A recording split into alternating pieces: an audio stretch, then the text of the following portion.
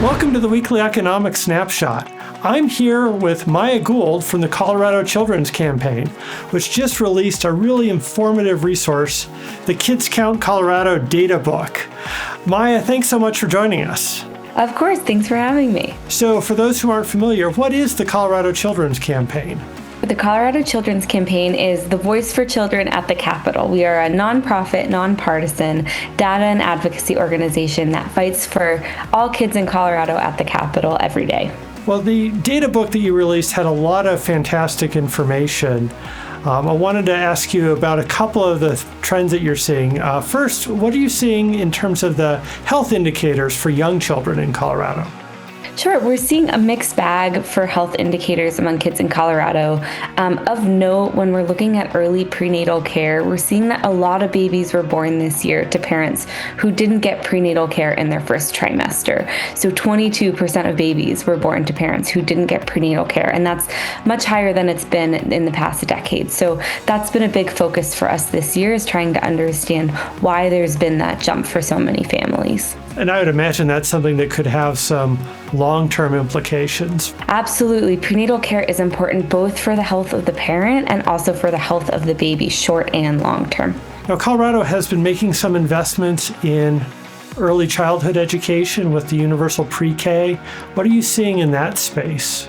Yeah, Colorado lawmakers have really committed a lot over the last few years to investing in our early childhood.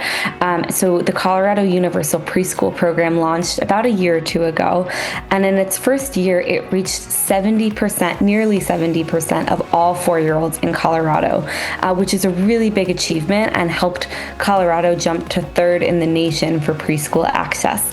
The program also helped families save an average of about $6,100 a year, which for many families is pretty significant in their household budgets. That's really huge, and it makes a big difference for the labor market outcomes for the families, too. How are our teenagers doing in Colorado? Our teenagers are a mixed bag like everything else. Some positives that we were able to celebrate in this report was mental health among teens. We saw that the suicide rate is lower than it was in 2016, which is evidence of the great support that we've been able to expand for teens in Colorado. They've also been reporting less stress, less feelings of hopelessness, which we're really happy to see. That said, there are some causes of death that we're still keeping a close eye on.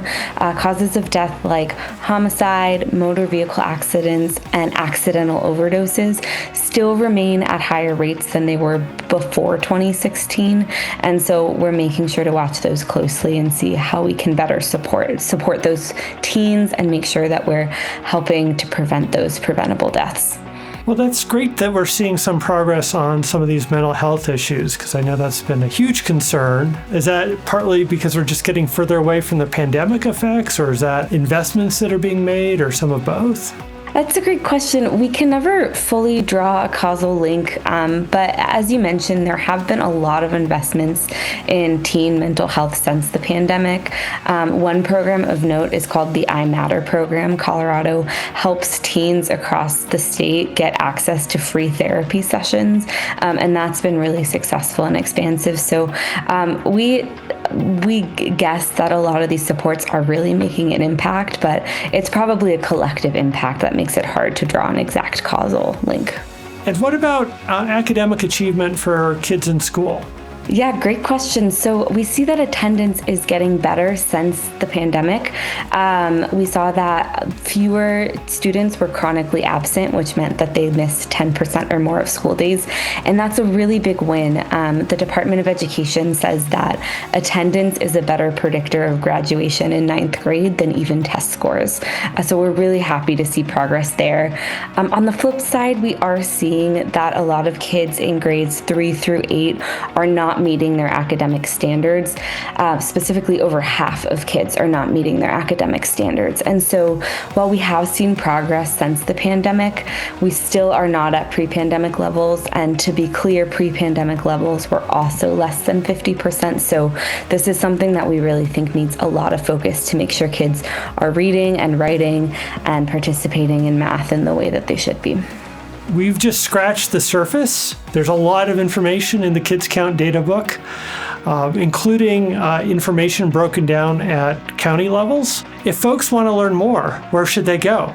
Online, we have an online version of our data book that includes county breakdowns, like you mentioned. You can also request a English or Spanish printed copy that we'd be happy to send you. And if you're looking for more information or a presentation, please don't hesitate to reach out. We'd love to help or come present to your community if it would be helpful. Fantastic. Maya, thanks so much for joining us. Thanks so much for having me. And thanks everybody for watching. We'll see you next week.